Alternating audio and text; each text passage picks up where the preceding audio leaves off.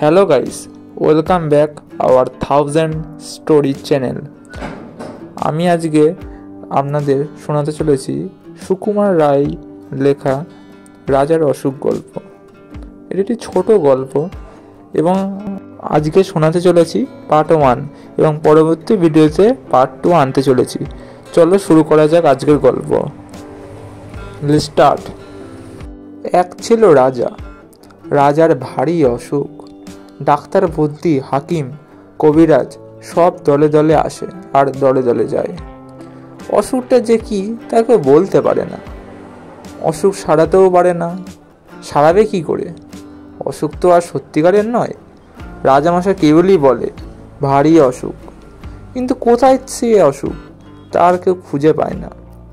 কত রকমের কত ওষুধ রাজামশাই খেয়ে দেখলেন, কিছুতেই কিছু হলো না।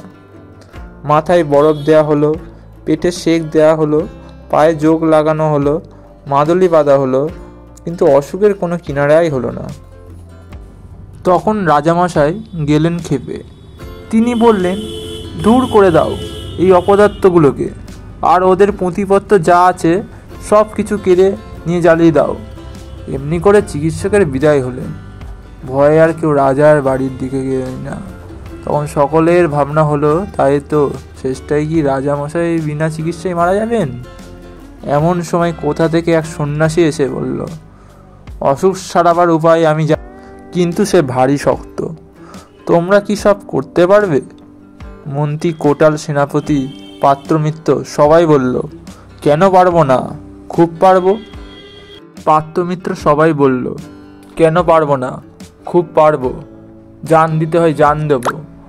তখন সন্ন্যাসী বলল, প্রথমে এমন এমন লোক খুঁজে আন যার মনে কোনো ভাবনা নেই, যার মুখে হাসি লেগেই আছে, যে সব সময় সব অবস্থাতেই খুশি থাকে। সবাই বলল, তারপর? সন্ন্যাসী বলল, তারপর সেই লোকের গায়ের জামা যদি রাজামশাই একটা দিন পরে থাকেন, আর সেই লোকের তোষকে যদি এক রাত্রে ঘুমিয়ে থাকেন, তাহলেই সব অসুখ সেরে যায় উঠবে। সবাই শুনে বলল, এই তো চমৎকার কথা। তাড়াতাড়ি রাজামশাইয়ের কাছে খবর গেল। তিনি শুনে বললেন, আরে এই সহজ উপায়টা থাকতে এতদিন সবাই মিলে করছিল কি? এইটা কারো মাথায় আসেনি? যাও এখনই খোঁজ করে সেই হাসিওয়ালা লোকটার জামা আর তোষক নিয়ে এসো। চারিদিকে লোক ছুটল, রাজ্যময় খোঁজ খোঁজ রব পড়ে গেল, কিন্তু সে লোকেরা সন্ধান পাওয়া যায় না। যে যায় সেই ফিরে আসে আর বলে, যার দুঃখ নেই, ভাবনা নেই, সর্বদাই হাসি মুখ, সর্বদাই খুশি মেজাজ, কই তেমন লোকের তো দেখা পাওয়া গেল না। সবার মুখে এই কথা, একই কথা। তখন মন্ত্রীমশাই রেগে বললেন, এদের দিয়ে কোনো কি কাজ হয়? এই মূর্খেরা খুঁজতেই আনে না। এই বলে তিনি নিজেই বেরোলেন সেই অজানা লোকের খোঁজ করতে। বাজারের কাছে মস্ত এক দালানের সামনে তিনি দেখলেন মেলা লোক জমে গিয়েছে, আর এক বুড়ো সেঠজি হাসি মুখে তাদের চাল, ডাল, পয়সা আর কাপড় দান করছে।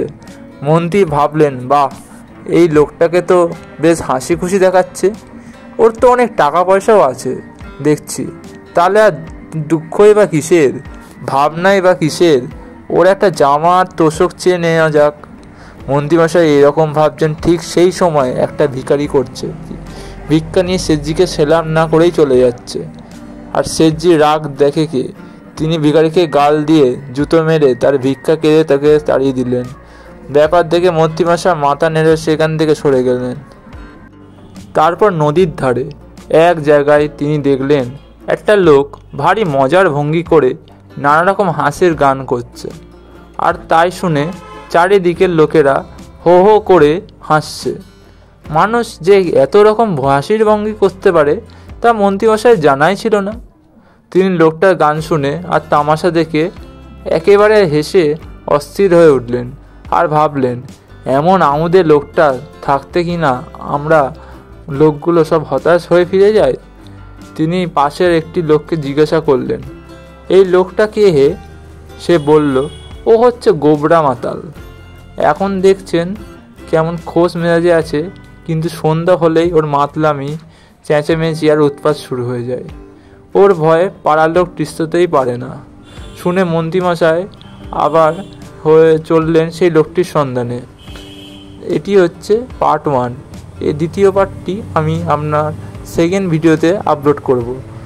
যারা যারা আমার ভিডিও দেখছেন তারা চ্যানেলটিকে সাবস্ক্রাইব করে দেবেন এবং প্রতিদিন আমার ভিডিও ফলো করবেন। Good bye, see you next part.